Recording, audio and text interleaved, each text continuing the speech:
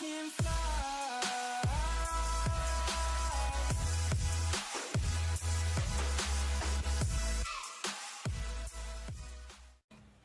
What is up, guys? I know I haven't uploaded recently, but I've been really busy and there's a lot of schoolwork going on, but thank you for being patient with me, and I'd like to start by saying, upon recent request, I'm going to do something different today. I plan to make it a series for each month. It's going to be a PC build, and what I'll usually do is I'm going to make a digital build, just something that bases that month's components entirely on the price point. So the best components priced under that budget will be in that build for that month, and it will all be digital, and I will not build it usually. But the first one that I'm going to do is actually going to be built. So this is a PC built with a $1,600 budget in mind. It's for my friend. He doesn't know how to build PCs, but he wants to learn. Since I know what components to do, I'm helping him out. This build should happen within the next month or so. Like, you'll see a video about it, but for right now I'm just going to show you the pictures and the components for what build is best for a $1,600 budget. But the catch with this one is, and usually this will not be the case, but this one is going to include the operating system and the monitor and the keyboard and the mouse, and of course taxes and shipping. Usually that will not be the case, but for his sake I decided to include those in the build. So anyway, let's just get started with the parts. So what I did start off with was, as I knew I wasn't going to get out of this budget build, I went with a Core i5 6600K clocked at 3.5 gigahertz. Of course that can be overclocked, but that was a pretty fair price on Newegg for around $230-ish. It may change month to month. And since this is the K model of the Core i5, it is unlocked and completely overclockable. So for overclocks, you usually need a good motherboard and a good cooler for that. And in the case of the cooler, I got a Corsair H100i version 2. It's a nice liquid cooler, and priced at around $100. I really can't argue with that.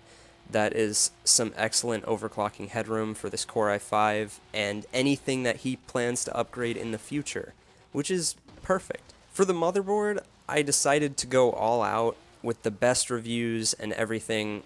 Obviously, this one is a bit overkill. I would have rather spent about $80 on this motherboard, but it's the MSI B150 Gaming M3 ATX motherboard. In fact, it's about $100, so basically the price of the liquid CPU cooler.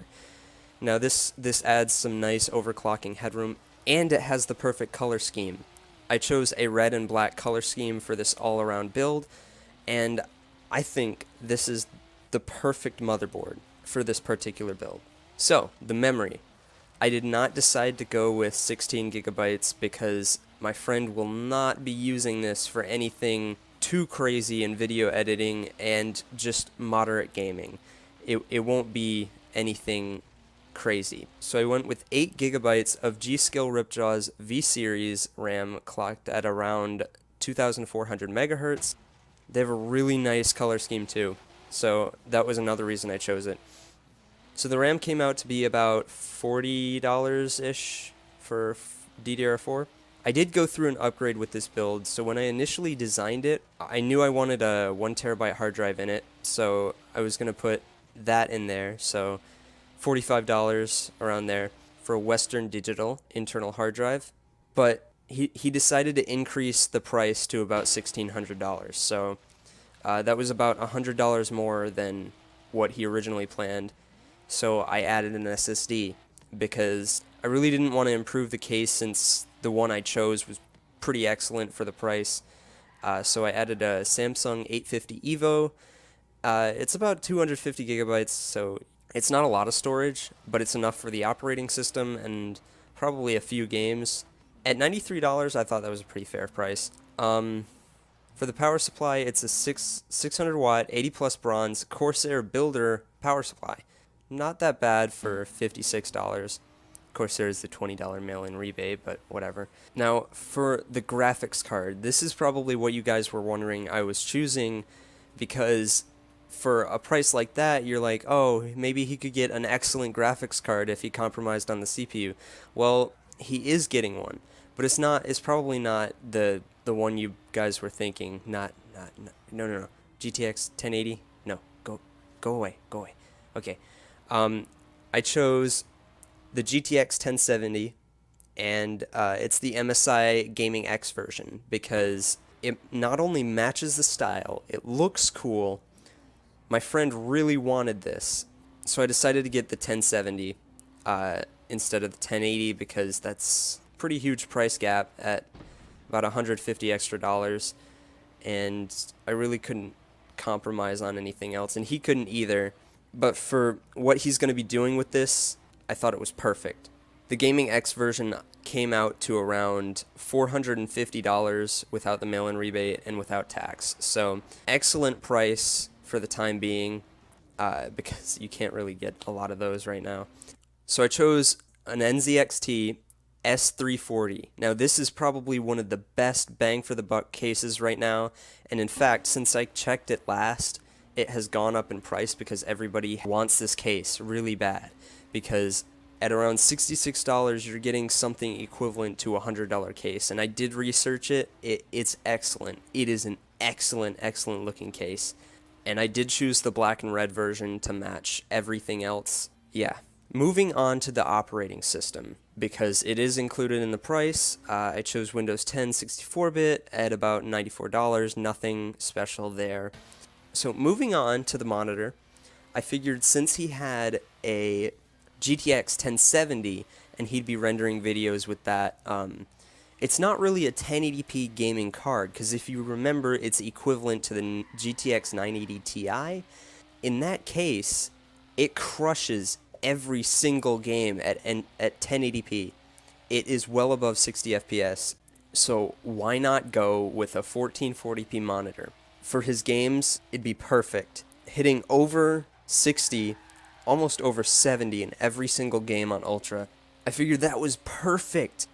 Not only is he getting above 1080p presentation, but he's getting this fast as hell gaming presentation that he'll notice. And plus, at 1080p, most of the time, that Core i5 will be maxed out trying to push out frames, so increasing the stress on the GPU will make it a lot easier for that Core i5. And this monitor is 27 inches, 60 hertz. It's priced at around $260, so that's an excellent price for me. I looked at some other ones. They had a little bit higher refresh rate, or they were a little bit bigger, and they ended up being around $350 to $400, and I was like, why? So I just went with the compromise, and it's actually an IPS display, so it's pretty excellent.